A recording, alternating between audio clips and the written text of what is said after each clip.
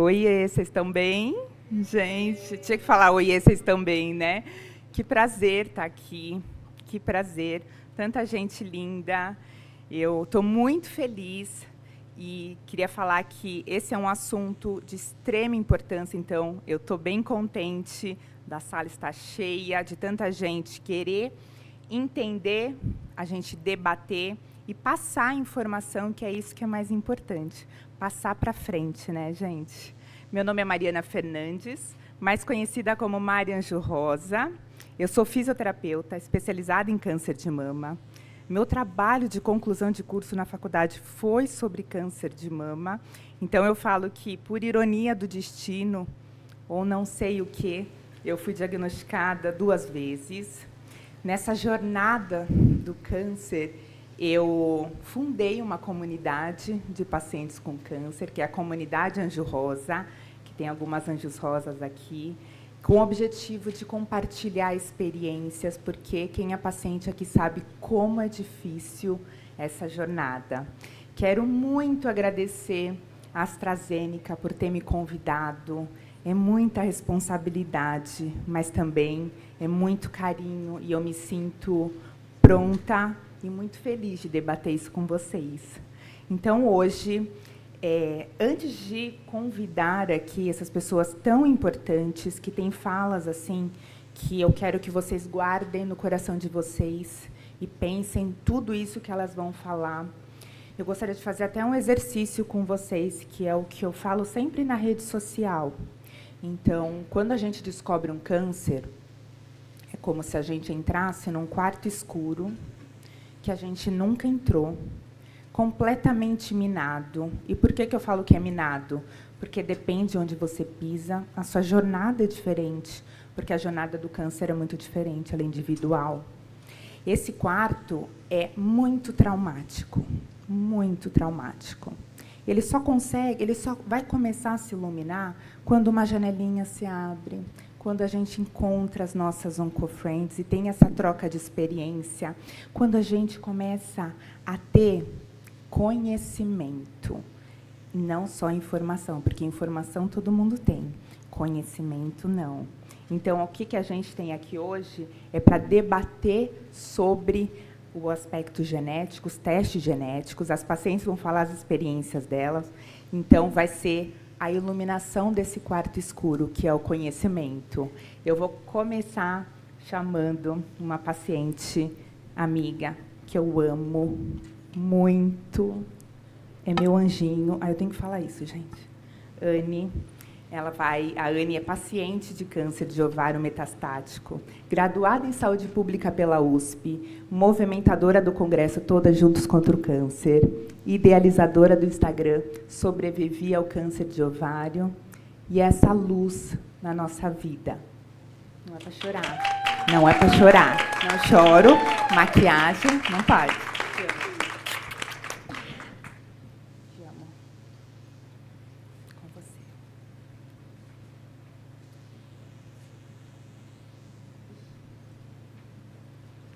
Ai, gente, boa tarde. Difícil falar depois da Mari, né? Mas queria muito agradecer a oportunidade de estar aqui hoje falando sobre um assunto tão relevante com vocês e que eu tenho certeza que vocês vão sair daqui transformados. Eu não tenho dúvida de que as nossas experiências curam. Aqui é o motivo, ficou meio desconfiguradinho assim, mas é o porquê e por quem eu estou aqui hoje. Meu nome é Anne, eu tenho 49 anos, sou mãe da Camila, do Danilo, do Derek, sou casada com o Danilo também há 30 anos, e, além de movimentadora do Congresso Todos Juntos contra o Câncer, sou voluntária em diversas ONGs, movimentos que visam levar informação de qualidade para o paciente, sempre colocando o paciente como protagonista da sua história. E essa é a minha declaração de conflito de interesses. E eu quero começar contando um pouquinho para vocês do desafio diagnóstico do câncer de ovário. O meu único sintoma foi um inchaço abdominal persistente. E eu me lembro de ter procurado por 3 médicos E todos eles me diziam que eram apenas gases, para que eu não me preocupasse, que ia passar. Mas eu percebia que a cada dia a minha barriga inchava mais. E muito indignada porque eu conhecia o meu corpo e eu sabia que aquele inchaço não era normal para mim, eu fui até um pronto atendimento e pedi desesperadamente para a médica que me atendeu que ela pedisse algum exame de imagem. E ela me disse que a conduta médica competia apenas ao médico e não ao paciente. Mas, de alguma maneira, eu acho que aquele pedido de socorro, aquela minha peregrinação, tocou ela. Ela pediu um exame de ultrassom. E eu já estava com uma ascite volumosa, que é líquido na cavidade abdominal. Para investigar por que dessa ascite, eu fiz uma tomografia e exames laboratoriais, marcadores tumorais. E eu já fiquei internada para minha primeira cirurgia cito-redutora. Eu estava com o meu abdômen, peritônio, fígado completamente tomado já. E, a princípio, não dava nem para saber qual seria o câncer primário. Só depois da cirurgia e com anátomo-patológico é que eu tive o diagnóstico de câncer de ovário metastático, estágio 4. E o câncer de ovário, eu, num primeiro momento, eu me sentia culpada, porque eu pensava, meu Deus, como eu, que sempre me achei muito esclarecida em relação à minha saúde, sempre me cuidei, sempre fiz meus exames de rotina, como é que eu pude ser diagnosticada com câncer metastático avançado? E eu fui para a internet, porque eu precisava entender que tipo de câncer era aquele. Eu nunca tinha ouvido falar em câncer de ovário. E o que eu achei foram taxas de sobrevida assustadoras. A chance de eu estar viva em 5 anos era a menos de 20%. E eu, muito indignada, eu falei, eu preciso achar uma mulher que tenha tido esse mesmo diagnóstico para que ela me conte como é. E eu digitei instintivamente sobreviver ao câncer de ovário. E eu não achei ninguém. Naquele momento, eu me vi no quarto escuro que a Mari fala, né? A impressão é que o chão abre e só está acontecendo aquilo com a gente no mundo e que não tem nenhum caminho, né, nenhuma porta vai se abrir para a gente seguir. E nesse exato momento eu tive uma necessidade muito grande de falar, né, e assim nasceu o meu Instagram, exatamente com esse nome. As pessoas às vezes me perguntam, né, nossa, que nome estranho, que nome comprido, mas é uma maneira de fazer com que as mulheres me encontrem, e elas me encontram.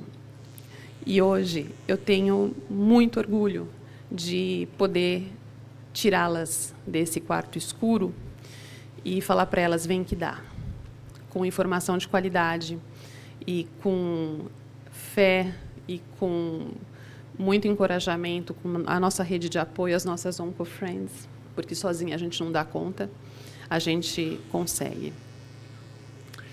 E conviver com o câncer de ovário metastático é bastante complicado, né? Eu estou tratando o câncer como uma doença crônica já há 9 anos. E eu percebi que aquelas taxas de sobrevida que eu achei lá em 2015 já não faziam sentido. E que eu poderia, sim, com informação de qualidade, ser a protagonista da minha vida e compartilhar isso com outras pacientes. E que eu sempre vou priorizar a minha qualidade de vida e ir atrás do melhor tratamento possível para o meu caso, porque cada minuto da minha vida importa, assim como cada minuto da vida de cada um de vocês importa. E a importância de conhecer o histórico familiar. Nessa foto está meu pai, as minhas 2 tias e a minha avó. Eu confesso para vocês que, quando eu fui mexer para pegar as fotos, eu tive receio de colocar elas, porque é bastante dolorido para mim remexer na história de uma família que teve muitas vidas, muitas gerações com mulheres que tiveram câncer de mama e de ovário. E eu achava que eu tinha herdado das minhas tias só os bonitos olhos azuis, mas não. As minhas 2 tias morreram muito jovens, antes dos 30 anos. Mortes muito rápidas. Uma delas com câncer de mama, a outra com câncer de ovário. Meu pai também morreu muito jovem. A minha avó teve uma vida um pouco mais longa, mas o meu avô também morreu muito jovem. E aqui a importância da gente conhecer o nosso histórico familiar, né? Porque meu avô era alemão, ele veio fugido dos nazistas, escondido num caminhão, num navio cargueiro, e se refugiou aqui no Brasil. E eu não fazia ideia da importância dessa herança genética na minha vida e como isso ia acontecer. E eu fui diagnosticada em 2015 e só em 2018, 3 anos depois do meu diagnóstico, em função das seguidas recidivas que eu tinha, um médico que me atendeu me questionou. Ele perguntou sobre o meu histórico familiar. E aí eu tive a indicação de fazer o painel genético e eu descobri que eu era BRCA1 mutada. E é uma mutação conhecidamente patogênica e que me coloca numa chance muito maior do que a população normal de desenvolver cânceres de ovário e de mama. E aí eu entendi que não foram só os bonitos olhos delas que eu herdei. Eu carrego a mutação. E eu acho que isso explicou, né, a perda de tantas mulheres na minha família, de tantas gerações. E, obviamente, eu com 3 filhos, me descobrindo mutada, a primeira coisa que me veio na cabeça foram eles. Foi a Camila, o Danilo e o Derek.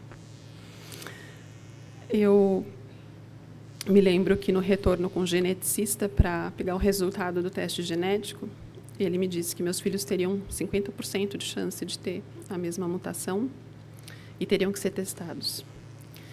Mas eu fiquei um pouco em choque e aí eu perguntei, tá, meus filhos precisam ser testados. E a minha família? Eu devo falar isso para a minha família, para as minhas primas, porque elas também têm filhos? E ele falou para mim que talvez não fosse necessário criar esse mal-estar familiar. Naquela noite eu não consegui dormir, porque era como se eu tivesse uma bomba relógio guardada comigo, sem falar para ninguém o tempo que ela poderia vir a dar problema. E eu contei para a minha família toda no dia seguinte. Depois de ficar a noite em claro, eu contei. E eu acho que, não só para a minha família, mas eu faço questão de contar para todas as mulheres que me procuram e para todo mundo que eu conheço sobre a importância e a necessidade de gritar para o mundo, né, sobre as questões de mutação genética. Então, hoje eu me engajo muito na causa oncológica, principalmente nessa questão do câncer de ovário, que é um câncer que não é passível de rastreamento. E eu descobri um propósito realmente da minha vida depois do meu diagnóstico. Eu acho que isso faz eu acordar todo dia de manhã. E tendo muita gente para alertar, sabe? Às vezes eu acordo meio desanimada, eu lembro que eu tenho que responder alguém, que eu tenho que mandar uma peruca, que eu tenho que orientar uma paciente que mora numa região rural, quem que ela vai procurar. É quase uma navegação de paciente que eu acabo fazendo.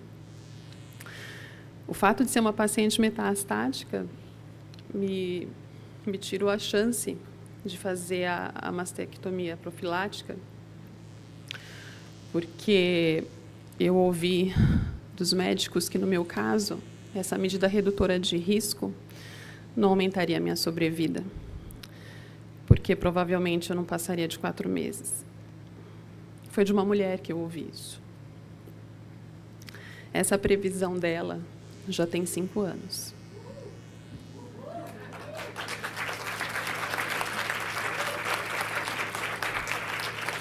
E eu queria muito que ela pudesse ouvir isso hoje. 9 anos depois de um diagnóstico de câncer de ovário metastático, para que ela nunca mais sentencie nenhuma mulher. E para todas as mulheres, né, eu acho que não é só a causa da Anne. Eu vivo por essa causa para honrar todas as mulheres que vieram antes de mim e não tiveram a chance de ter essa possibilidade de escolha, essa informação. Por todas as amigas que eu carrego comigo, eu sempre falo isso, a Mari sabe. Quem me vê nos lugares pensa que eu estou sozinha. Eu nunca estou sozinha. Vocês não fazem ideia de quantas amigas eu já perdi para o câncer de ovário. Você também. E a Marie Claire King é uma pesquisadora, uma oncogeneticista, que ela fala isso: cada mulher com câncer de mama ou ovário com a mutação BRCA1 ou 2 detectada pós-diagnóstico é uma oportunidade perdida de prevenir o câncer. Então, a gente não pode fechar os olhos para essa informação. E quando a vida te chama para ser protagonista, né, da sua vida, eu acho que nós, mulheres mutadas, devemos muito, muito, muito a ela, Angelina Jolie, a primeira mulher, né, que veio a público compartilhar a sua história pessoal. Foi muito julgada, né, na época, trouxe esse tema com uma clareza e uma força. E essa foto é ela com a mãe dela morreu de câncer de ovário, as duas são BRCA mutadas, a mãe dela faleceu, e ela chocou todo mundo quando ela veio, há um tempo atrás, e fez a mastectomia profilática e a esterectomia também, porque ela falou que ela queria acompanhar os filhos dela, e ela não iria, de maneira nenhuma, correr o risco de vir a desenvolver um câncer. E ela fala que ela não se sente menos mulher por ter tirado os ovários, por ter tirado as mamas. E ela fala que isso é uma chance gigante, né, de viver e de fazer ela mais forte, que isso, de maneira nenhuma, diminui ela como mulher ou a feminilidade dela. E eu tenho muita felicidade de saber que eu sou a última geração da minha família que desenvolveu câncer por uma mutação genética. Conhecer o nosso histórico familiar talvez não, é a informação mais importante que você pode deixar de herança para a sua família, porque isso pode mudar a história da sua família e pode mudar a história de famílias inteiras. Por isso que a gente precisa trocar o medo por atitude, como um médico muito querido fala, o Dr. Rodrigo. O fato de você ter medo de fazer o teste não muda a chance de você ser mutado se você tiver um histórico familiar representativo de câncer. Mas se você fizer o teste e descobrir a mutação, hoje a gente consegue desenvolver maneiras de cuidados e de rastreamento de pertinho, e você pode ser uma paciente mutada e nunca vir a desenvolver o câncer, porque você vai estar à frente do câncer. Você vai estar naquela frase que a doutora Marie falou para a gente. E por isso que a gente tem que usar essa informação a favor da nossa vida, da nossa família, dos nossos filhos e de todo mundo que a gente ama. Com essa informação, além de tomar medidas individuais preventivas, que você vai conversar com o seu médico, você não fica no escuro, porque eu acho que a informação, a Mari sempre fala isso também, eu gosto muito quando ela fala isso, a informação ilumina. Andar no escuro é muito complicado, você tropeça. E ter informação sobre o seu histórico genético te deixa desviar e te deixa seguir o caminho. E herança de vida. Essa é a minha filha, a Camila. Eu fico muito feliz de saber que ela, sim, herdou apenas os olhos azuis das minhas tias e os meus. Ela não é mutada. ela já foi testada, ela é protagonista da vida dela. Ela não teve medo de fazer o teste, porque ela entendeu a importância que isso ia causar na vida dela. E eu acho que todas as mulheres, né, da minha vida, as minhas tias, as minhas avós, são honradas quando essas próximas gerações tomam essa frente, essa atitude de ser protagonista da própria vida e não seguir com um histórico familiar de tantas perdas e tanta dor. Eu acho que essa é a verdadeira herança, é a mais preciosa. É a informação e a possibilidade de escolha sobre saúde. Eu não podia encerrar minha fala sem agradecer a Merula. É o nosso primeiro congresso sem ela.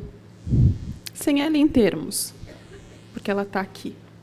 Ela vive em mim, ela vive em nós, ela vive em cada um que acredita nesse movimento, nessa união de forças que a gente se propõe a fazer anualmente para salvar vidas. Então, obrigada, Merula. A gente segue seu legado e desistir nunca é uma possibilidade, porque a coragem está no sangue. Obrigada.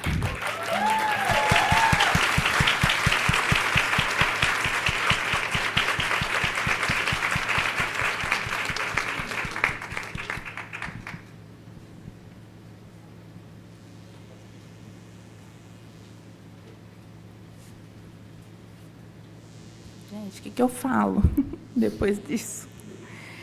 Anne, obrigada por existir, tá? Obrigada.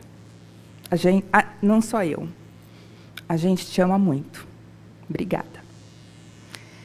Gente, vamos continuar. Tem outra paciente que tem uma história muito incrível, que tem uma fala potente, que vai iluminar também o conhecimento, a vida de vocês. Então, vou passar a palavra para a Luciana. A Lu é uma mulher de 53 anos que trabalhou na área de atendimento por 15 anos e 10 anos administrando 2 creches conveniadas com a prefeitura que atendem crianças carentes. Ela é mãe de Laura, de 25 anos, do Miguel, de 19, que está fazendo aniversário hoje,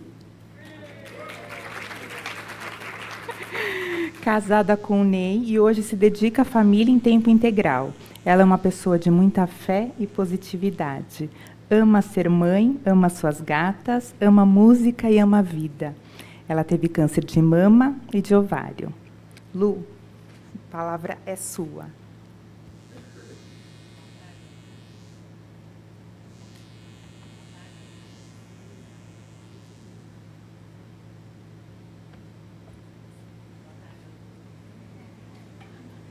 Já falei iluminado, hein? Boa tarde a todos. É um prazer estar aqui, ter sido...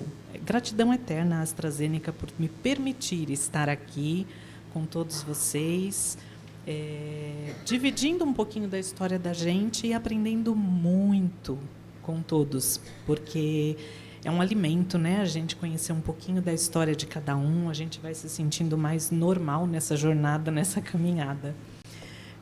Como a doutora falou, eu tenho 53 anos, sou casada com Ney Lúcio, mãe da Laura, de 25 anos, e do Miguel, que completa hoje 20, está aqui me acompanhando.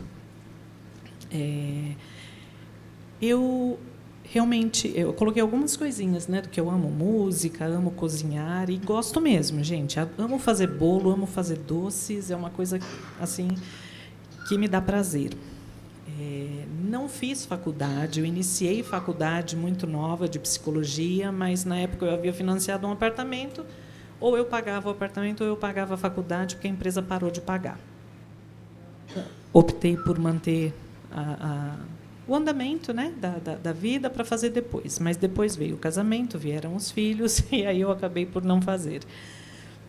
mas sonho ainda em ser doula, porque eu amo ver bebês nascerem, amo a maternidade. Não tenho mais o meu forninho, mas amo a maternidade. Acho uma coisa mágica, acho muito coisa de Deus, né? Você dar à luz, você gerar um bebê dentro de si. Gosto muito de dançar, não sei, mas me movimento do meu jeito e está tudo certo. Sou feliz assim, né? Quero fazer aula de dança, mas não convenci meu marido até hoje. Mas, enfim, a gente chega lá, um passo de cada vez, né? Então, eu fui... Na verdade, eu vou até começar falando da questão da prevenção, né? Porque muito se fala, mas muito se fala, eu vejo, no meu caso, pouco eu pratiquei. Eu tive endometriose desde muito cedo, desde os meus 18, 19 anos. Acompanhei, cheguei a fazer cirurgia e morria de medo de não poder ser mãe, porque um ovário estava todo comprometido, mas fiz cirurgia em 2025, em 27 eu engravidei da minha primeira filha. E depois cheguei a usar um método contraceptivo de DIU, que era para tratamento também da endometriose. Então, é aquela coisa, eu já sei, essa dor é normal, essa dor endometriose dá mesmo, eu sou super, como é que se diz, tolerante à dor. Depois entrei num processo de pré-menopausa. Quando foi em 2019, em agosto, eu tive um forte sangramento, uma hemorragia bem forte mesmo. Mas não dei atenção. Eu falei, é a última menstruação. Todo mundo fala que é assim, que é um sangramento muito grande, depois vai parar. Parou, realmente. Em 2020, em outubro, a minha filha Laurinha foi diagnosticada, aliás, com esclerose múltipla. E eu já estava há 4 anos sem fazer os preventivos. Primeiro, porque cuidei da minha mamãe, que teve câncer em orofaringe. Então, por 2 anos, tratei dela rigorosamente ali, seguindo todos os passos, todos os tratamentos, tudo que tinha que fazer.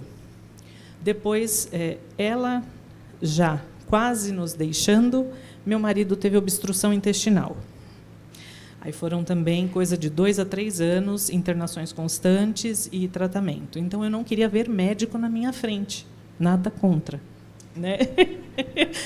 Mas era um trauma, assim, que eu falava, não quero ver médico, chega, me dá um tempo, deixa eu respirar.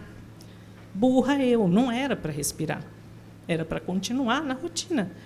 Só que com o diagnóstico da Laura, eu falei, pera lá, agora é o momento de eu me cuidar, minha filha precisa de mim.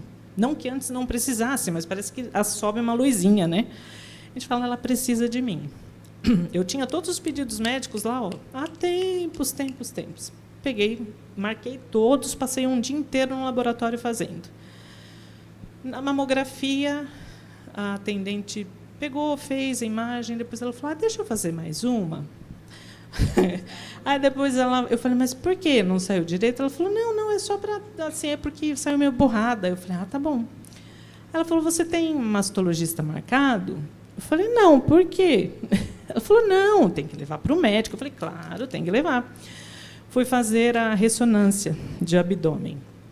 Saí da ressonância também. Me perguntaram, você já tem consulta marcada? Eu falei, epa, eu acho que alguma coisa aí tem. Aí eu levei todos os exames para a médica que fez o parto do meu filho Miguel, uma ginecologista maravilhosa, doutora Adriana de Góes.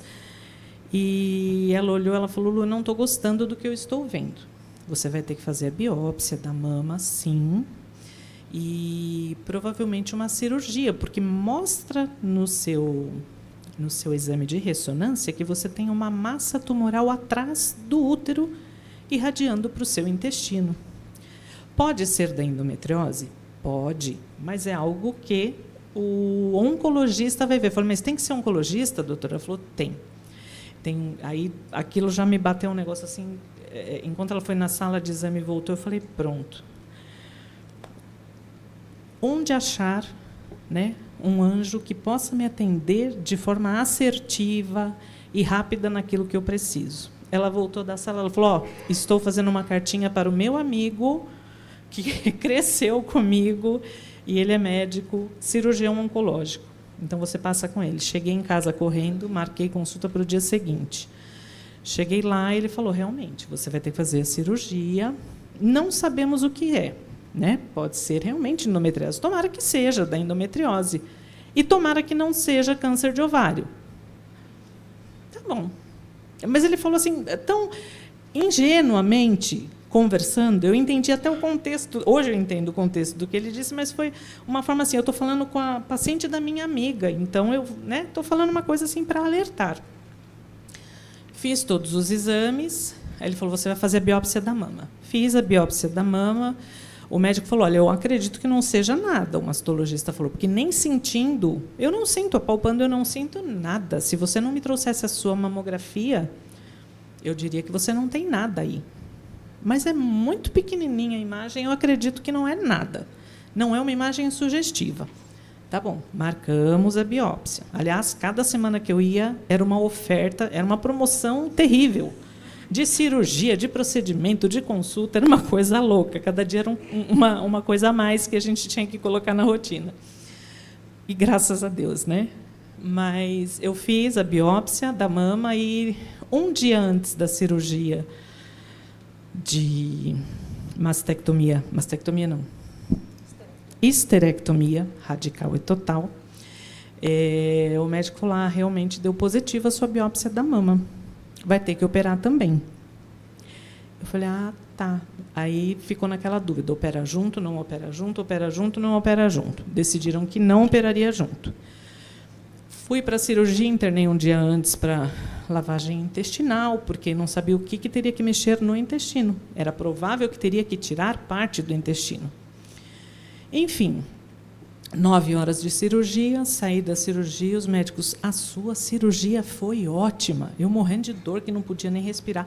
Sua cirurgia foi ótima. Eu digo, porque não foi em você, porque está doendo para caramba aqui, né? Mas a sua cirurgia foi ótima. Eu nem imaginava o que era isso, né? Ótima, ótima. Eu falei, que bom, não teve nenhuma intercorrência, nem nada. O doutor falou, olha, foi muito interessante o seu caso, porque a imagem que mostrava atrás do seu útero era o seu câncer de ovário estava na trompa e, pelo peso dele, ele virou a trompa para trás do útero. Nisso mostrava essa imagem.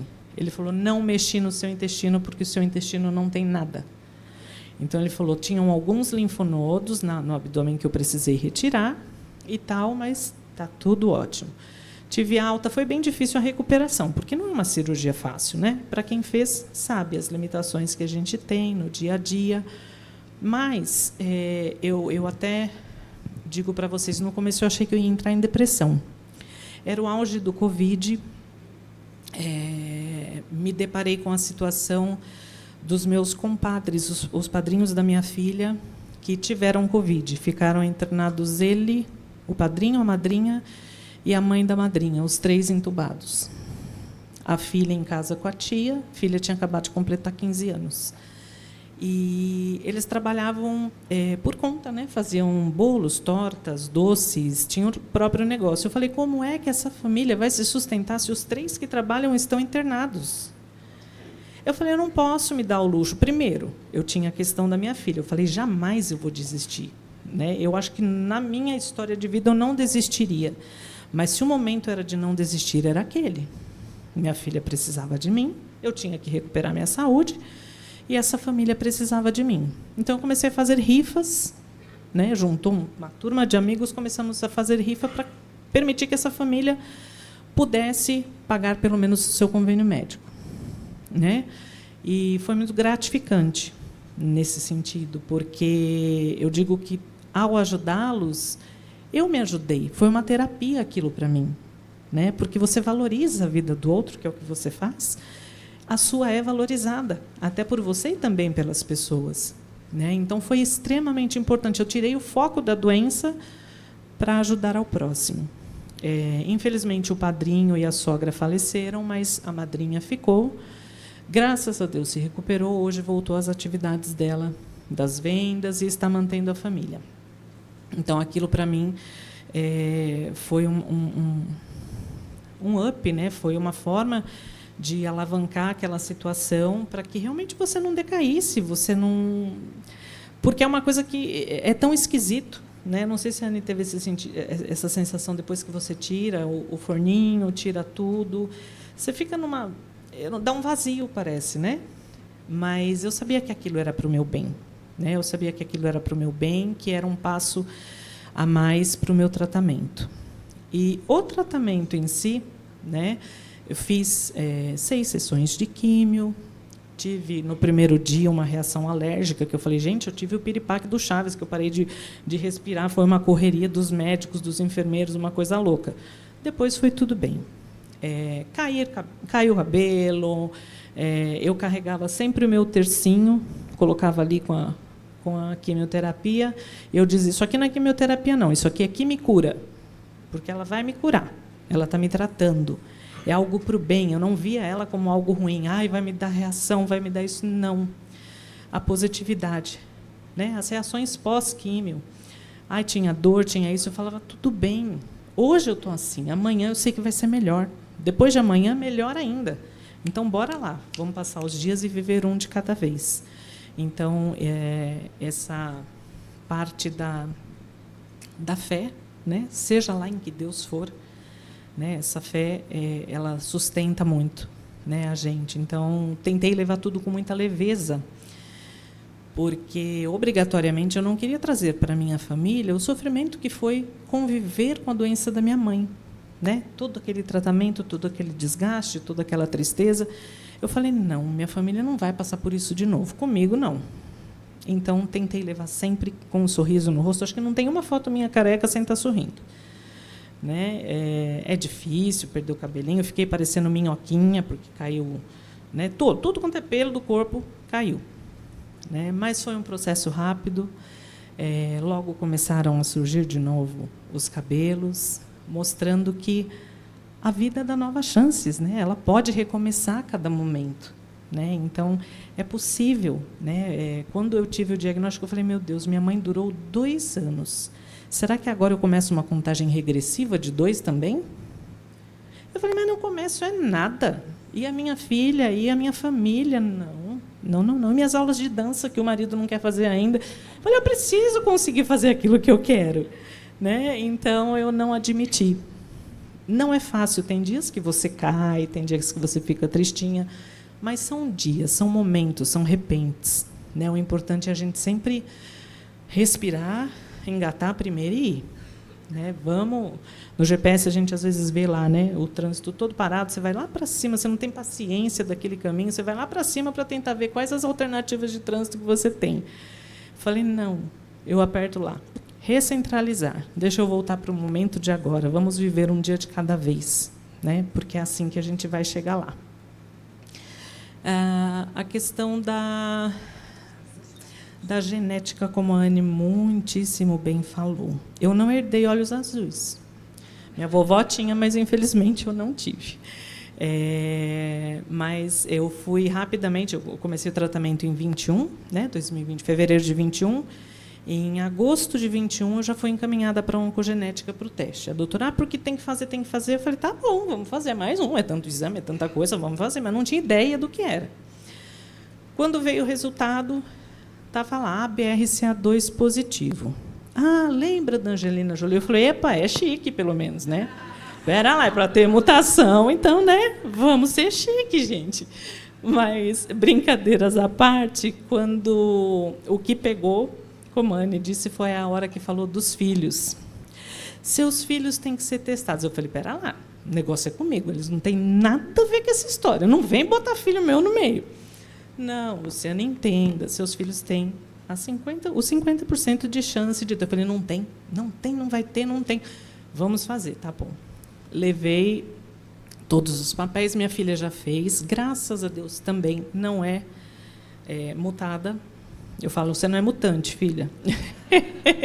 Você tem seus poderes, mas não é mutante. Então, ela não é ela não é mutada.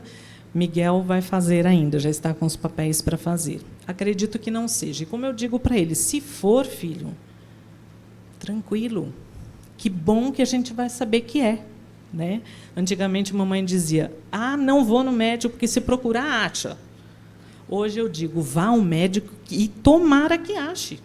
Né? O que tem, tomara que ache, pela prevenção, pelo chegar antes, né? Chegar o mais cedo possível, te traz oportunidades a mais.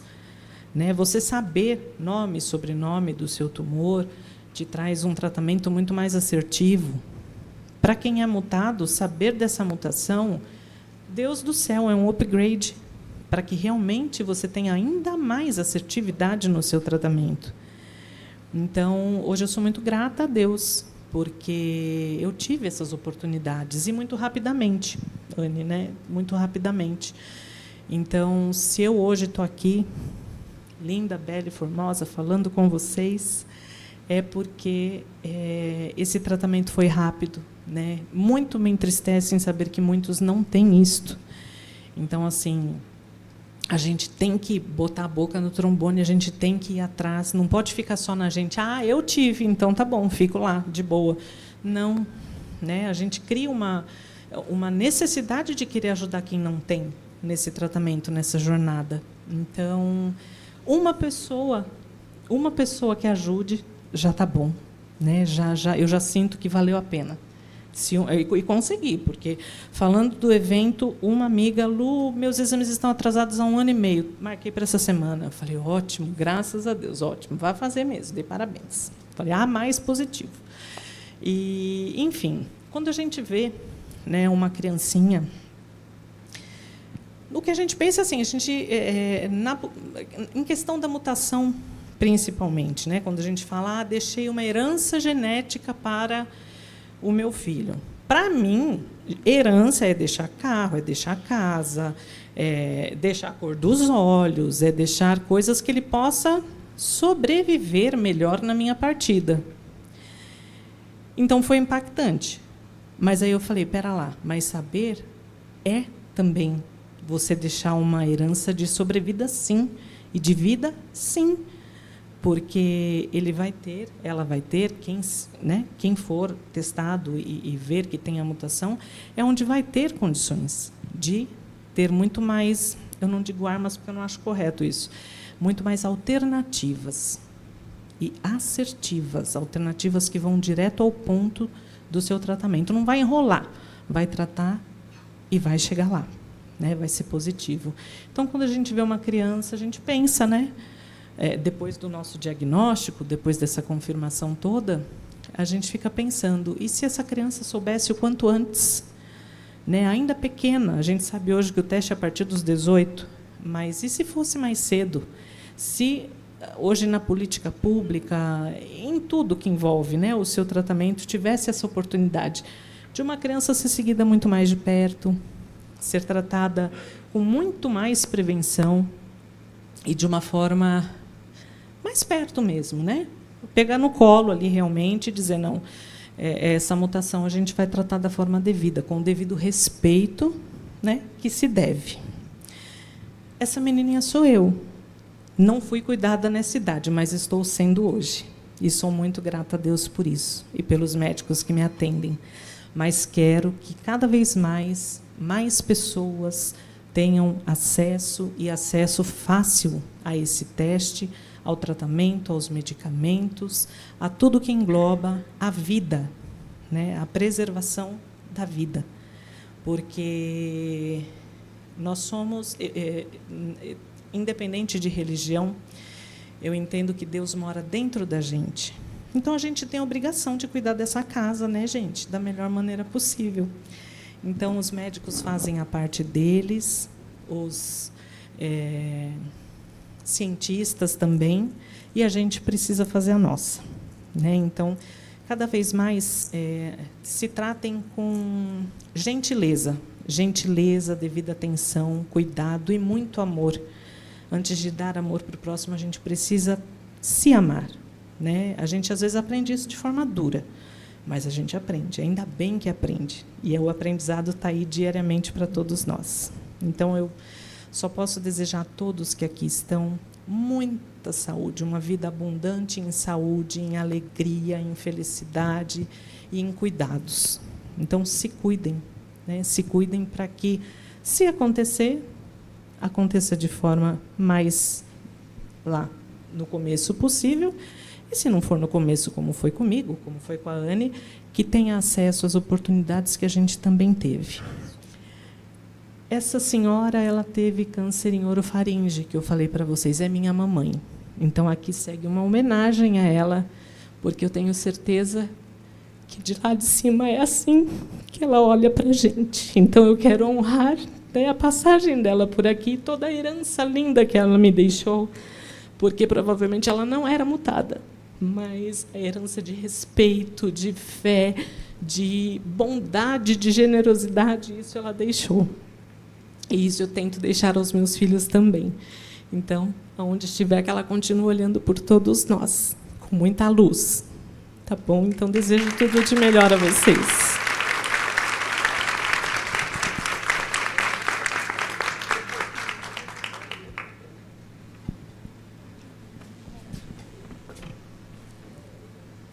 É o painel mais importante do Congresso. Ponto. Eu gostaria de chamar para conversar a doutora Érica. A gente agora vai entender um pouquinho sobre os testes genéticos, depois com a doutora Mari também. E aí eu vou pedir para o pessoal aqui da produção colocar o QR Code para as pessoas que quiserem fazer pergunta, já mandar a pergunta, tá bom? Eu espero que no final dê tempo, né? Porque a gente tem tanta coisa para conversar. Então, eu gostaria de chamar a doutora Érica. Ela é enfermeira, mestre e doutora em ciências, especialista em enfermagem genética e genômica, atual presidente da Sociedade Brasileira de Enfermagem e Genética, atua na oncologia desde 1998 e oncogenética desde 2001. Ela é criadora do Genética Descomplicada. Por favor.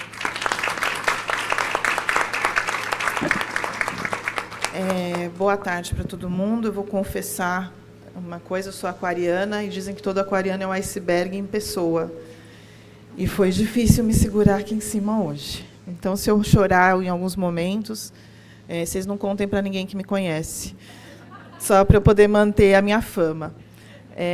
Até porque eu acho que é muito mais potente, né, essa fala delas que me antecederam, fala sobre uma coisa muito importante. Os profissionais de saúde precisam lembrar quem é o centro da história. E o centro da história é a pessoa. Eu acho que a palavra paciente já implica que a pessoa tem que ter paciência. E, muitas vezes, isso não é possível, a gente tem que entender. E só para falar um pouquinho também da Érica, eu até, coincidência, porque eu estava sentada ali, eu estava ouvindo, eu fui para a oncologia em 97. 98 foi quando eu comecei a trabalhar. Em outubro de 1997, eu estava no 4º ano da faculdade e eu resolvi escolher oncologia. E, no meu última semana de estágio, eu descobri que minha mãe tinha um diagnóstico de câncer de mama. E eu fui admitida no mesmo hospital onde ela se tratou por 3 anos. E, em 2001, foi o ano que ela faleceu, e foi o ano que, para me poupar, né, porque não é porque a gente é enfermeira a gente vai entender e vai ser mais forte. Ali eu fui filha e não enfermeira. Para me poupar, eu pedi para sair. Eu trabalhava numa central de quimioterapia e eu reconheci que eu tinha o meu limite ali. E eu fui para a área da pesquisa. E aí eu fiquei e descobri a genética, né? Mas trabalhei com câncer de intestino. Porque, para mim, era muito difícil trabalhar com mulheres que tinham câncer de mama, porque todas lembravam a minha mãe. E a principal coisa de um profissional é saber reconhecer seus limites. E aí chegou um momento que, depois de um tempo, aí, depois de 2001, eu resolvi voltar para trabalhar com genética, com mulheres, né, que têm risco aumentado.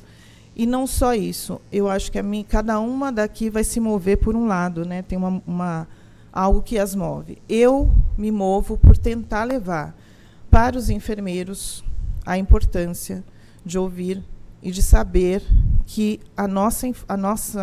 nosso papel faz muita diferença. Então, é para isso que eu me movo ultimamente, né, de tentar levar. Eu sempre trabalhei com ensino esse tempo todo, e eu gostaria até de fazer uma proposta para elas. eu acho que assim, o que elas falaram vale por 20 horas do que qualquer profissional de saúde vai falar. Então, eu acho que isso é uma fala que a gente tem que levar para as universidades também, porque a gente precisa sensibilizar essas pessoas que estão saindo da faculdade. Principalmente porque a fala mais importante ali, eu falo para caramba, eu vou me encurtar, é ouvir. Não é? E muita gente pode achar estranho. O que será que faz uma enfermeira geneticista? Bem, a enfermeira geneticista trabalha com aconselhamento genético. Tá? E eu vou contar aqui, está em slide, mas depois eu deixo o meu contato e eu vou fazer em forma de vídeo para ficar mais fácil e mais acessível para vocês. Né? O que faz uma enfermeira geneticista e um pouquinho do processo. Se a Mari quiser interromper, se elas quiserem interromper, é informal. Tá?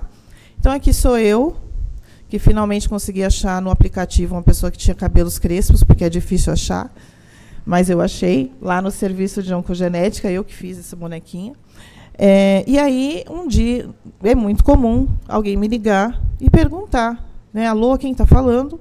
Eu sou a Érica, enfermeira da oncogenética, e do outro lado tem uma pessoa. Né? Olha, o médico mandou eu ir aí, mas eu não sei para que serve isso. E talvez a pessoa esteja com medo. E aí eu geralmente respondo que o aconselhamento genético é um processo para ajudá-la a entender como a questão hereditária está atrelada ao câncer. Tá?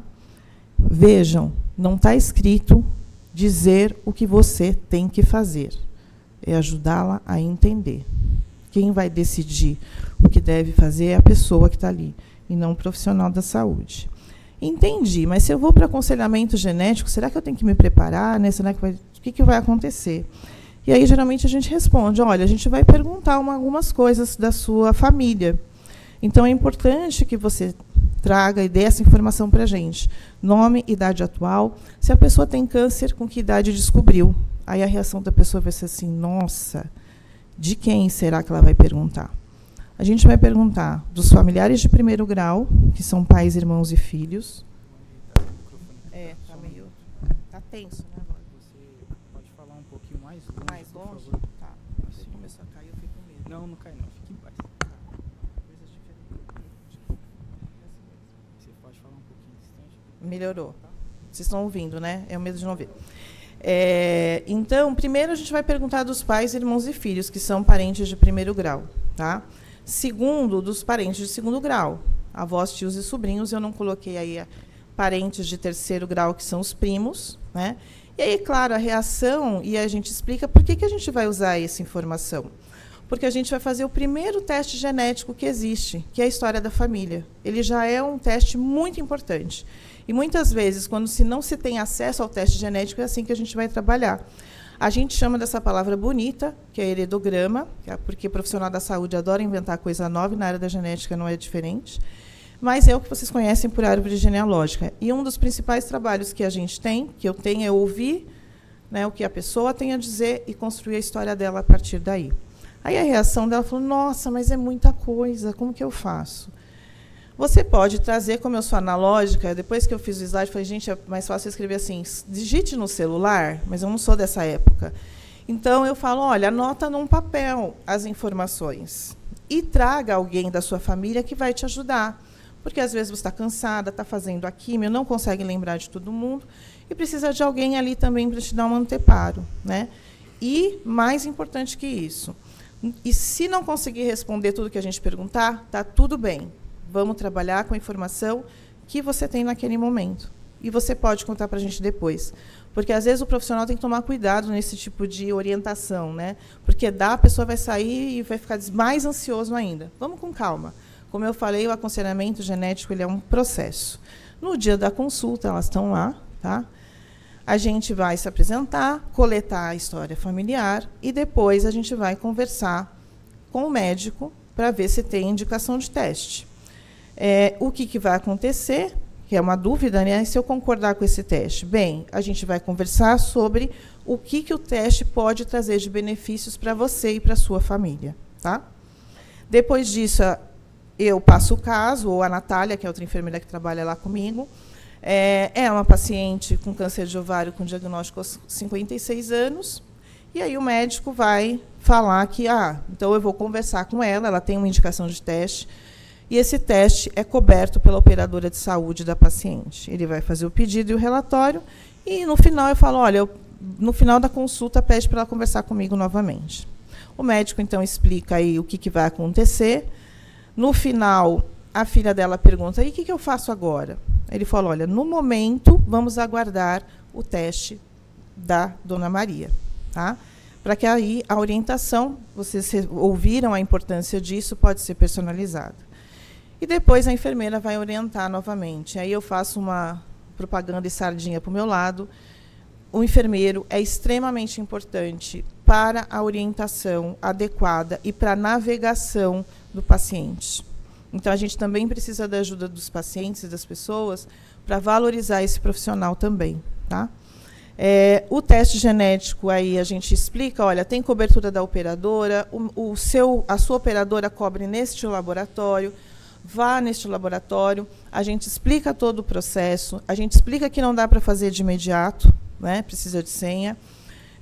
E aí a gente dá a listinha, a pessoa vai entrar em contato com o laboratório, elas vão fazer o exame, e aí depois que tiver a senha, ela entra em contato com, ou melhor, que tiver o exame em mãos, ela entra em contato conosco novamente. Geralmente é um exame que demora 30 dias para ficar pronto, varia um pouco, e ela volta para a gente numa consulta. Nesta consulta de retorno, o médico vai orientar a paciente, né, vai orientar a Dona Maria e a sua filha a respeito do que fazer depois disso, tá bom? Então, e nessa consulta é que a gente vai ter um retorno, olhar para a história da família, olhar para o teste genético e ver o que a gente vai fazer ali, tá? E qualquer dúvida, a gente sempre se coloca à disposição, porque a gente sabe, a gente entende que naquele momento, naquele turbilhão de coisas que estão acontecendo, a genética é mais uma, né? Então, a gente sabe que tem palavras que, quando o oncologista diz, dali para frente, não tem como alguém escutar nada, né? E isso também é importante, o tempo, o timing. Não é para fazer tudo correndo, mas é no ritmo que a pessoa consegue fazer. E cada um vai fazer no seu ritmo, num ritmo diferente, tá? Então, se você tiver dúvida, eu vou deixar o vídeo depois, a gente vai... recorra à equipe para orientar vocês, para tirar dúvida. Recorram às pessoas que têm essa experiência, e hoje tem muita gente disposta a ajudar. Tirem dúvidas, elas estão lá nas redes sociais, e eu tenho certeza que elas vão colaborar com vocês também. Então, o passo a passo do teste germinativo, depois a Mari vai explicar por que eu coloquei esse nome. Então, encaminhar para a oncogenética. Vocês ouviram aqui que tem que partir da atenção e da história. Avaliação, aconselhamento genético antes do teste, solicitação do teste, realização do teste e aconselhamento genético pós-teste. E aí o enfermeiro atua nesse aconselhamento. Eu estou, né, só contar uma coisa interessante, como eu falei, eu estou desde 2001. Mês passado me ligou, e eu mudei já, eu estou no 3º hospital. Mês passado ligou uma pessoa e falou, olha, eu sou a esposa do fulano. Aí eu falei, a esposa do fulano tem 3 filhas, que não sei o quê, não sei o quê. Ela falou, como você lembra? Eu falei, porque a enfermeira tem tática. Né? E eu lembrava, e ela nos achou, né, depois do 3º hospital que eu estou trabalhando, e mais de 20 anos que a gente não se via. Então, a gente tem também esse contato muito longo com todas as famílias. E a gente passa a conhecer todo mundo, tá bom? Aqui é um vídeo ilustrativo, obviamente, a conduta depende de uma avaliação médica, e a gente está à disposição. E se vocês tiverem, não saiu aí, podem seguir o Genética.Descomplicada, que lá eu prometo que depois das minhas férias, que vai ser semana que vem, eu volto a colocar os vídeos. Tá bom? Obrigada, gente.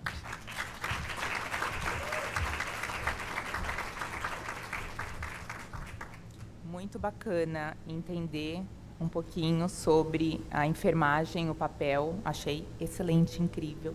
Estou cheia de dúvida aqui. Queria ter mais 2 horas. Vamos conversar agora, para finalizar, para depois a gente ir para o bate-papo. A doutora Mari, minha xará, a doutora Mariana Escarante, é médica, oncologista e líder nacional oncoginecologia do Grupo DASA. Mari, com você.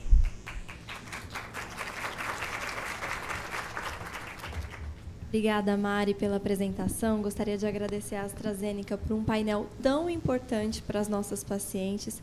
Que bom que vocês têm essa voz maravilhosa, Anne, Lu, eu sou fã de vocês há muito tempo. Estivemos juntas em algumas lutas no ano passado que foram muito bem sucedidas. E aqui a gente vai introduzir uma outra luta, que é a questão dos testes genéticos. Então, qual a importância de um teste genético? O teste genético não é um destino, ele é uma janela de oportunidade. Uma oportunidade de você conhecer se existe ou não uma predisposição hereditária ao câncer, uma oportunidade para estabelecer uma estratégia de rastreamento individualizado, uma oportunidade para discutir cirurgia redutora de risco para aquela doença que não é passível de rastreamento, como o câncer de ovário, uma oportunidade para definir o tratamento do câncer quando ele já está lá. Sim, por que não? Temos terapias-alvo direcionadas para aquela mutação específica. Então, a partir do momento em que eu conheço a genética do meu paciente, consigo tratar muito melhor, não só ele, mas a família daquele paciente.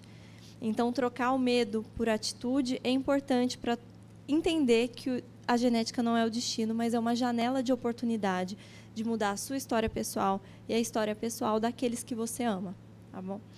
Então, em câncer de ovário, hoje, toda mulher com tumor epitelial de ovário tem indicação de testagem genética germinativa, que é o teste que é feito no sangue ou na saliva.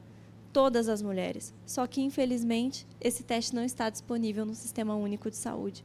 Ele só está disponível na saúde suplementar. Então, essa é um momento em que a informação agora está com todos nós. Nós somos sociedade, nós exercemos pressão, né, frente ao nosso governo para exigir que a testagem genética seja incorporada no Sistema Único de Saúde para todas as pacientes com carcinoma epitelial de ovário.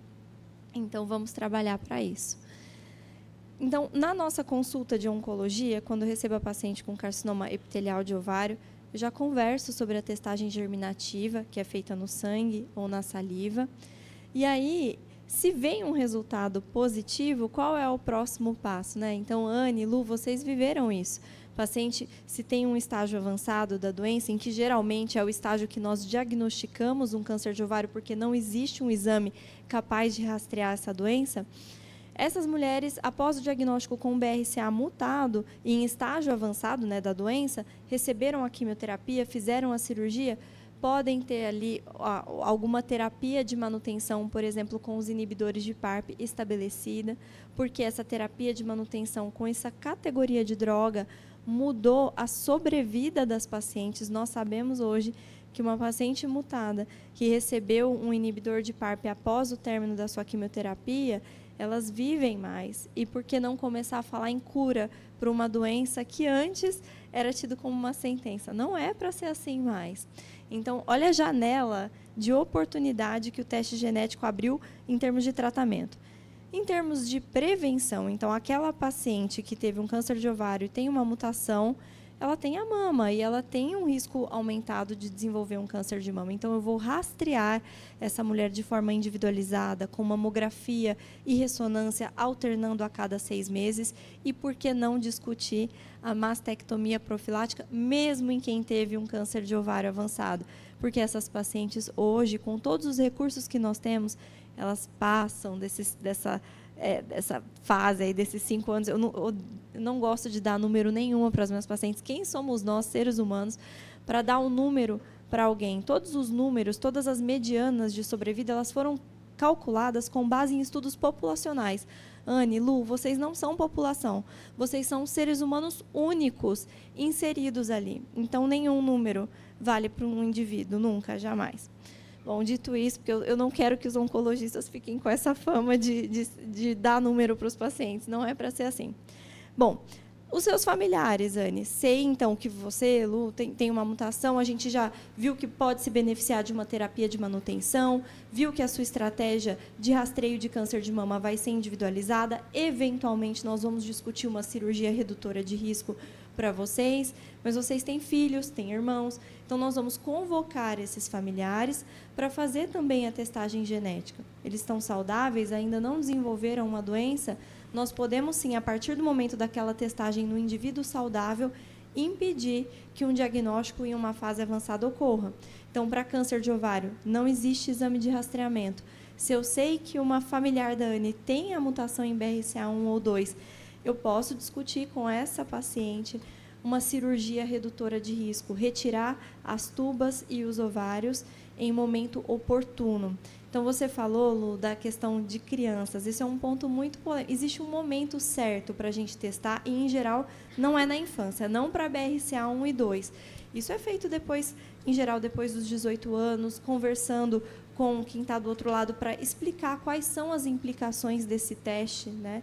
E essas mutações em BRCA1 e 2, elas não trazem um risco aumentado na infância. É depois, quando os pacientes estão adultos já. Então, para a mulher, câncer de mama, em geral, depois dos 25, 30 anos. Para câncer de ovário, para BRCA1, após dos 35 anos. Para BRCA2, após dos 45 anos.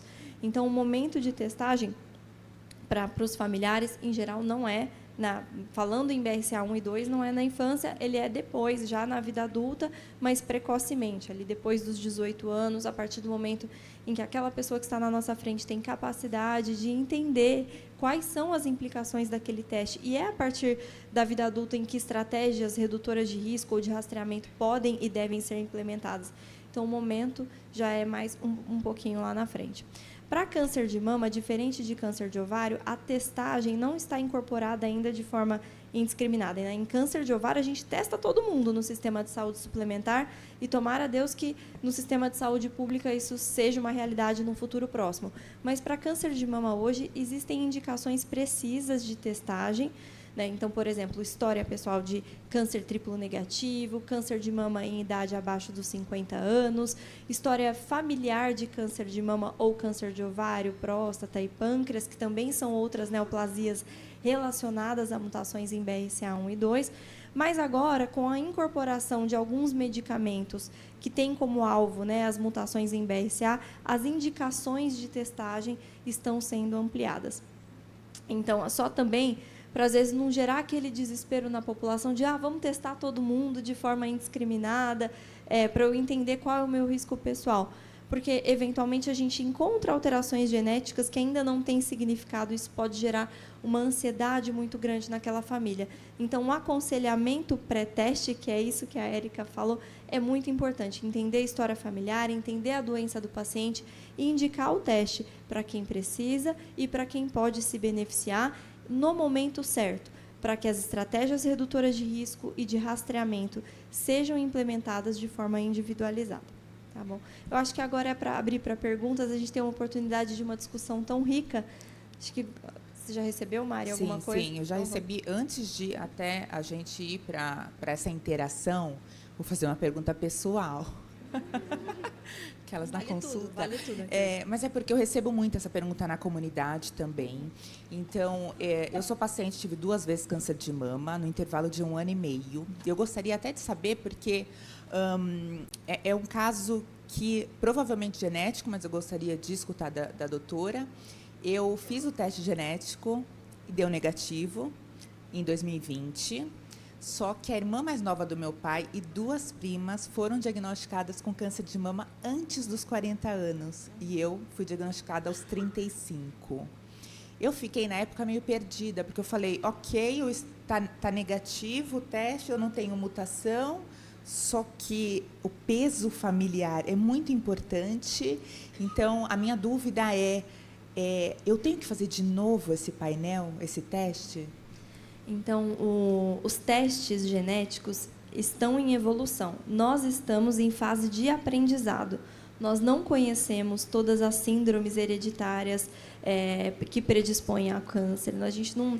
Então, como é um conhecimento em construção, em evolução, é interessante revisitar qual teste foi feito no passado, Mari, para, se eventualmente houve uma evolução da tecnologia que foi utilizada no seu teste, sim, eu indicaria repetir. Então, como é um conhecimento em construção e em evolução, é importante manter o acompanhamento com o oncogeneticista, com o seu oncologista e revisitar de tempos em tempos. Tem um tempo ideal? Idealmente não tem, Tá. Mas, assim, em geral, eu falo, a cada ano, pelo menos, ter uma discussão com o seu médico. Tem alguma coisa nova? Então, anualmente, por exemplo, de pacientes que têm alterações genéticas, aquelas variantes de significado incerto, que a gente ainda não sabe, e na maioria das vezes elas são benignas e não causam doença. Eu revisito isso no meu consultório anualmente. Mas, assim, a cada ano ou a cada 2 anos, ter essa nova discussão é importante e, eventualmente, numa evolução de tecnologia de um ano para outro, repita, assim, o teste. Perfeito, perfeito. Posso só complementar? Eu acho que o que é importante, que você mesmo mencionou, é a dinâmica da história familiar. No momento que você teve o diagnóstico, você tinha uma família, uma fotografia. Depois de um tempo, isso muda, né? Então, também, por isso que é importante essa revisitar. E a história da sua família continua mais forte do que o resultado do teste genético, né? Claro que não para indicar cirurgias, porque as cirurgias redutoras de risco, o teste genético, aí hoje em dia a gente tem essa ferramenta, mas para fazer um acompanhamento personalizado. Então, por isso que a gente pergunta primeiro, não só porque serve para indicar o teste genético, como a doutora Mari falou, em alguns casos de mama, porque é um pouco mais... Mama, próstata, pâncreas é diferente, e também para esse segmento. Então, uma outra dica, se o resultado de vocês deu, escrito lá, negativo, VUS, deu que não tem nada, voltem ao seu oncogeneticista e façam esse segmento anual, a cada 2 anos, aí depende da conversa com ele. Porque as coisas podem mudar e podem surgir novas técnicas. Eu sou do tempo que nem teste genético tinha. O teste genético custava R$10.000 para você sequenciar BRCA1 e 2, demorava 2 anos para voltar, porque era só nos Estados Unidos. Hoje em dia, a gente já tem aqui a um valor bem mais baixo e com a quantidade de genes também bem maior. Então, a gente está falando, lógico, de BRCA1 e 2, mas como tem várias outras síndromes, a coisa é um pouquinho mais complicada. Então, é importante... eu tenho uma palavra que eu sei que todo mundo detesta, quem tem câncer detesta ouvir, mas é a coisa assim, depende. E aí a gente tem que olhar para um contexto. Né? Tudo depende. Tudo depende, Só né? brinco que os alunos não podem responder isso na prova. E é individual, né? Não tem jeito. E até um passo, fazendo um adendo, um passo antes, por isso que é tão importante, além do teste genético, a gente saber quem da nossa família, as doenças, né, das nossas famílias, antes até do teste genético. Isso é muito importante. Faz parte da consulta a pergunta da história familiar. Nem sempre a história familiar... Por exemplo, em câncer de ovário, 30% das mulheres com alterações em BRCA1 e 2 nem tem uma história pessoal familiar de câncer de mama e ovário. E a testagem está indicada de forma universal para quem teve carcinoma epitelial de ovário. Mas, assim, é parte da consulta, da primeira consulta de oncologia, o paciente precisa ser questionado quanto à história familiar. Doutora Mari, no meu caso também, foi o primeiro na família de câncer de ovário. Tiveram outros, mas não de ovário. No meu caso, eu tive sincrônico mama e ovário ao mesmo tempo. Mama foi triplo negativo. Só que, no meu caso, primeiro foi testado o material, as lâminas da biópsia, para depois fazer o teste germinativo. Uma dúvida técnica agora. A questão do exame no material da biópsia, que poderia dar negativo e o germinativo positivo. Como que funciona isso, a diferença? Então, hoje, nós temos os testes somáticos, que são aqueles de sequenciamento do material genético do tumor, e os testes germinativos, sequenciamento de saliva ou sangue. Então, o teste germinativo, ele diz respeito à hereditariedade, aquilo que pode ser transmitido de geração em geração.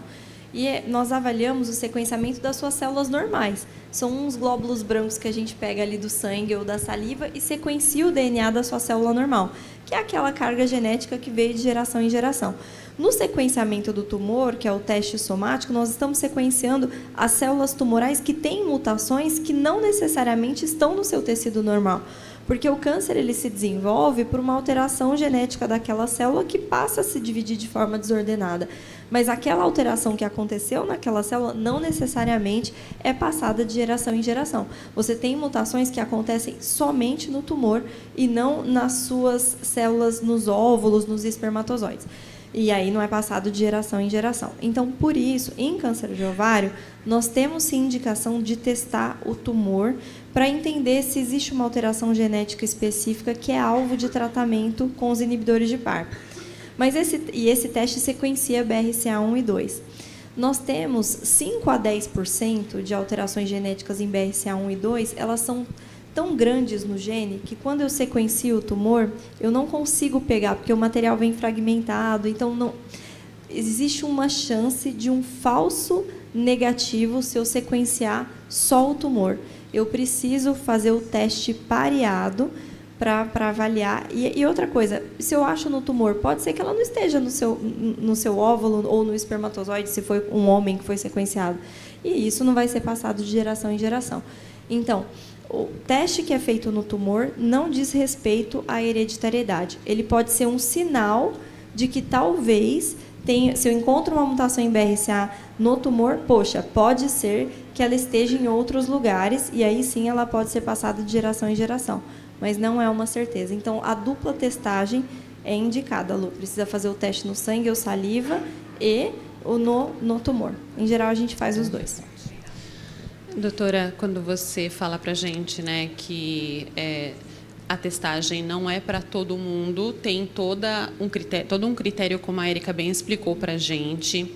E quando a gente fala em políticas públicas e questões orçamentárias, a gente precisa se engajar muito para que os recursos sejam alocados de maneira mais inteligente, porque eu não consigo calcular o custo do meu tratamento nesses 9 anos, sendo que eu fui diagnosticada em estágio avançado, ao passo que se a gente toma uma medida na outra ponta, quer dizer, eu investigo essas mulheres com essa história familiar, eu consigo evitar com que ela tenha diagnósticos avançados e seja um tratamento mais oneroso, né? Eu queria te ouvir quanto a gente está caminhando nesse sentido para trazer isso para as mulheres, a realidade das políticas públicas, da saúde pública, né? Porque eu acho que isso pode ser, inclusive, uma economia de recurso e uma realocação inteligente, uma vez, né, que a gente evita não só danos orçamentários, mas danos familiares e pessoais incalculáveis, né?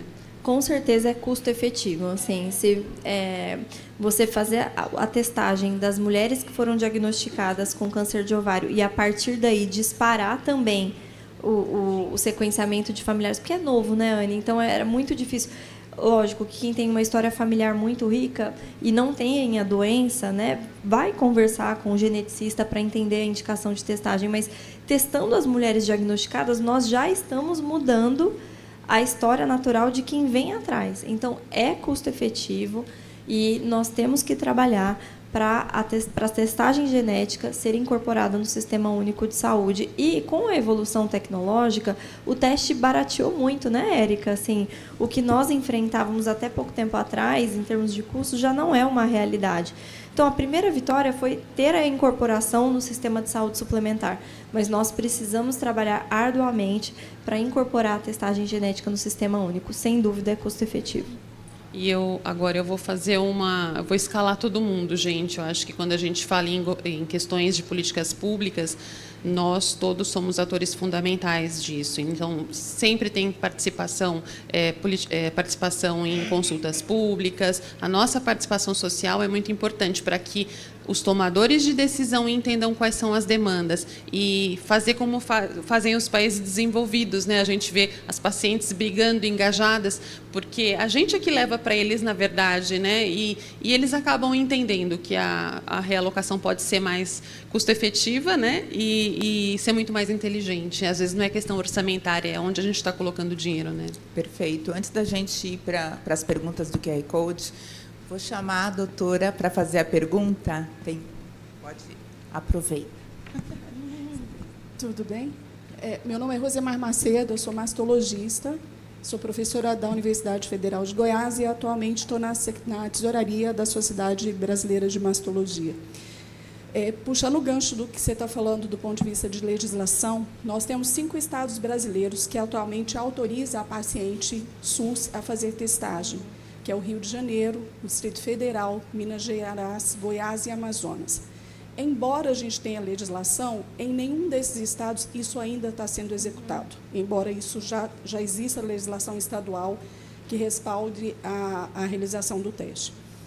E como uma motivação, e até como um gancho para isso que vocês estão falando, em Goiás a gente conseguiu com o apoio da AstraZeneca, fazer um evento em que nós colocamos os principais serviços de tratamento de câncer de mama, a Secretaria Estadual de Saúde e a universidade em conjunto, porque a universidade ela tem uma estrutura para testagem, mas ela não tem verba para testagem.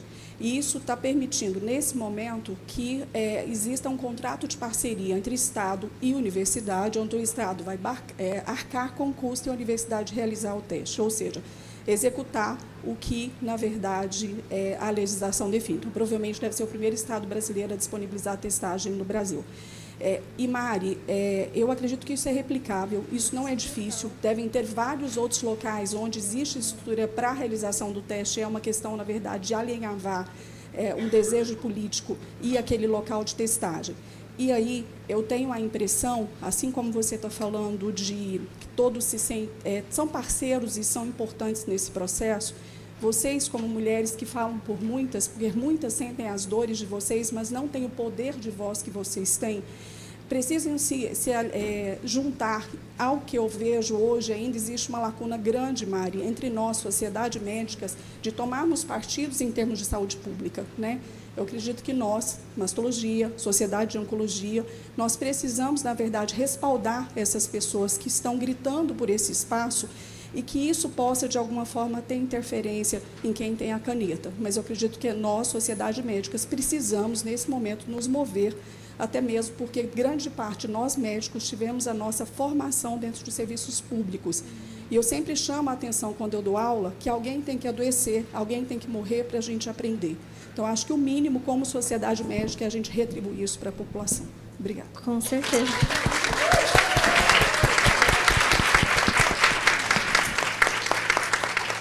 Inclusive, recentemente, eu e a Anne fomos para a Alesp. E olha que coisa, existia um projeto de lei sobre prevenção de câncer de ovário que contemplava, no projeto, realização de ultrassom, realização de exame físico e exames de sangue, e em nenhum momento citava o teste genético.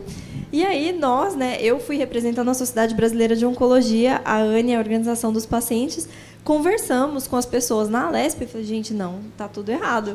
Vamos entender a fisiopatologia da doença e estabelecer aí parcerias e entender que a prevenção do câncer de ovário envolve a testagem genética e não realização de ultrassom, porque o câncer de ovário não é uma doença rastreável.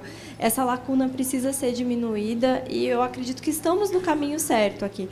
Existe uma parceria firmada também já para tentar testar as pacientes dentro da Universidade de São Paulo. Tem um número limitado de testes no projeto piloto, mas é um caminho. E a Anne está dentro dessa luta junto à Sociedade Brasileira de Oncologia. Eu acho que é isso, né? Acho que talvez a gente, às vezes, como paciente, não tem noção do poder da nossa voz, né? E é muito interessante, porque uma das primeiras vezes que eu participei de consultas públicas e de audiências, assim, eu falei, meu Deus, esses parlamentares vão ouvir o que meu paciente vai falar, e é muito interessante, porque quando eu falo da minha história de vida, eles saem do celular, eles olham para mim. E foi muito emblemático uma consulta pública em que eu participei, que um grande tomador de decisão, ele se desculpou comigo. Ele se desculpou pela frieza com que ele havia defendido a fala dele e me colocando como um número e um diagnóstico. E aquilo foi muito, muito importante. Foi ali que eu percebi que nós, pacientes, precisamos ocupar o nosso lugar de fala. E se cada uma de nós fizer isso, a gente tem muito mais chance de conseguir para que todas as mulheres tenham a chance de viver. E não adianta ter uma Anne, uma Lu, uma Mari. A gente precisa... Isso é uma convocação. A gente precisa de vocês. Porque a gente... Eu não sei quem já teve a oportunidade de ver congressos fora do Brasil, as pacientes brigam cara a cara com os tomadores de decisão. Elas defendem o posicionamento e as necessidades delas. E a gente está engatinhando nisso. Mas, cada vez mais, doutora, e com o apoio da sociedade médica e com o apoio da ciência, a gente tem o respaldo, eles defendem a parte teórica e a gente defende a parte da vida, a parte que pega a consciência do tomador de decisão. Porque eu tenho certeza que ele chegou com uma opinião e ele mudou de opinião. Então, é isso que a gente tem que colocar. Porque o que faz uma pessoa mudar de opinião sobre uma coisa que ele chegou, eu vou negar tudo aqui. Você botar na consciência dele que pode ser a mãe dele, que pode ser a filha dele. E aí, quando ele pensa nisso, ele fala, opa, tá perto, está cada vez mais perto de mim. E realmente pode ser a minha filha. Então, que a gente possa se engajar cada vez mais e ocupar o nosso lugar de fala, porque a gente tem muito poder.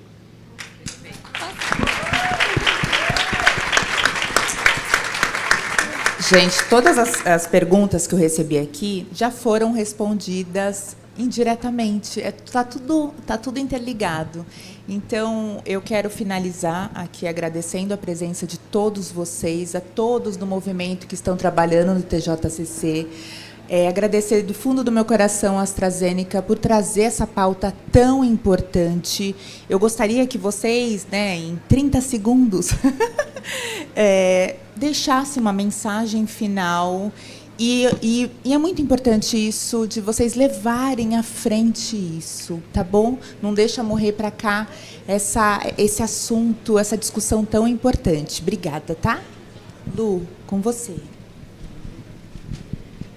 Bom, primeiro de tudo, amor próprio, como eu falei, se amem, se respeitem, se tratem com muita gentileza e tenham sempre empatia, porque eu vejo que no tratamento, muitas vezes, pessoas que a gente acha que são amigas se afastam, né, porque elas próprias acham que dão a sentença de morte para a gente. E a gente tem muita chance de vida, basta a gente acreditar.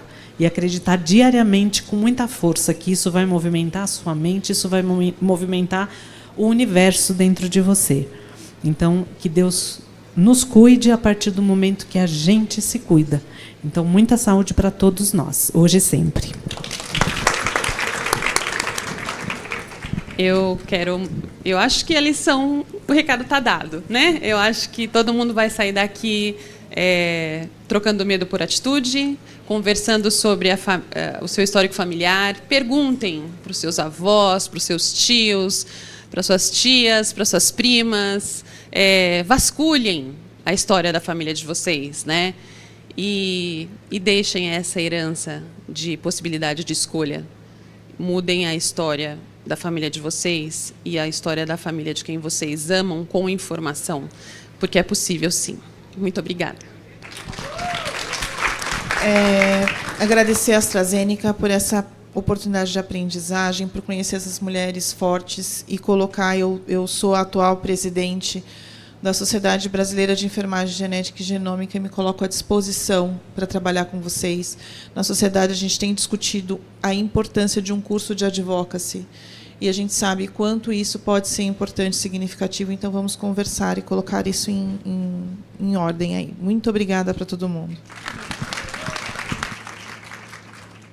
Então, o histórico familiar faz parte da consulta de oncologia. Algumas doenças têm testagem que faz parte do cuidado médico, como, por exemplo, o câncer de ovário.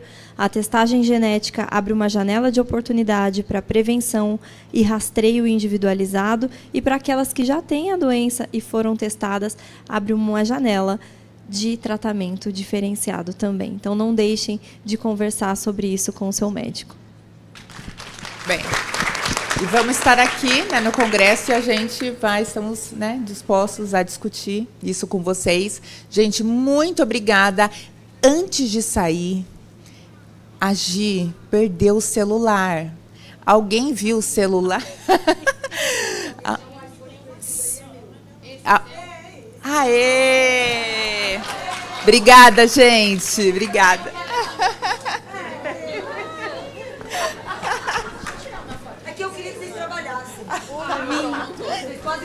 Vale brinde. Vai junto. Pergunta pura, mercado.